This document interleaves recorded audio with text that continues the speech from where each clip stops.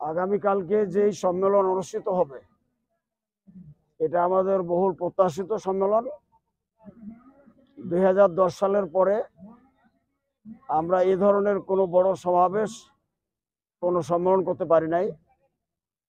আল্লাহ তাআলার মেহেরবানিতে পট পরিবর্তনের পরে, জুলাই অভ্যুত্থানের পরে আমরা আজকে যে প্রোগ্রামটা করতে যাচ্ছি এটি জাতির অনেকটা আকাঙ্ক্ষিত প্রোগ্রাম।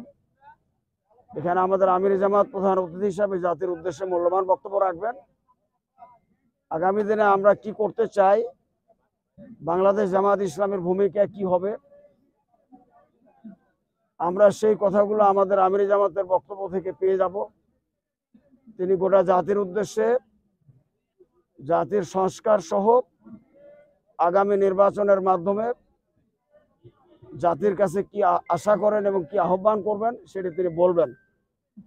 আমরা আশা করছি একটি পরিবর্তনের ফলে গোটা জাতীয় জীবনে যে একটা আলোড়ন এবং জাগরণ সৃষ্টি হয়েছে এবং ইসলামী চেতনার সাথে যে মানুষ উদ্বুদ্ধ হচ্ছে, এই সম্মেলনের সফলতা নির্ভর করছে সেই চেতনার উপরে। আমরা এই কারণে আশা করছি যে লক্ষাধিক মানুষ, আমাদের জনশক্তি, লক্ষাধিক কর্মী আমাদের এই কর্মসূচিতে সামিল হবেন, এই সম্মেলনে তারা উপস্থিত হবেন এবং এই বক্তব্য রাজশাহী মহানগর এবং রাজশাহী জেলার চতুর্দিকে পৌঁছে যাবে। শুধু তাই না, সারা দেশের মানুষের কাছে আমির জামাতের বক্তব্য পৌঁছে যাবে, যাতে একটা জাতির দিক নির্দেশনা পায় এবং সেই আলোকে আমরা আমাদের আগামী দিনে চলার প্রস্তুতি গ্রহণ করব। শৃঙ্খলাতে আমাদের নিজস্ব শৃঙ্খলার ব্যবস্থা আছে, আমাদের স্বেচ্ছাসেবক আছে। আজকে আপনারা দেখতে পাচ্ছেন স্বেচ্ছাসেবকদের আমরা ডেকেছি সমস্ত দায়িত্ব বুঝিয়ে দেওয়ার জন্য।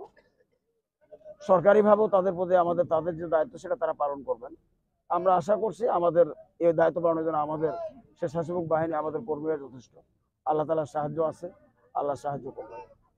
যথার্থ নিরাপত্তার দায়িত্ব আমরা আল্লাহর পক্ষ থেকে বাস্তবায়ন করবো ইনশাআল্লাহ।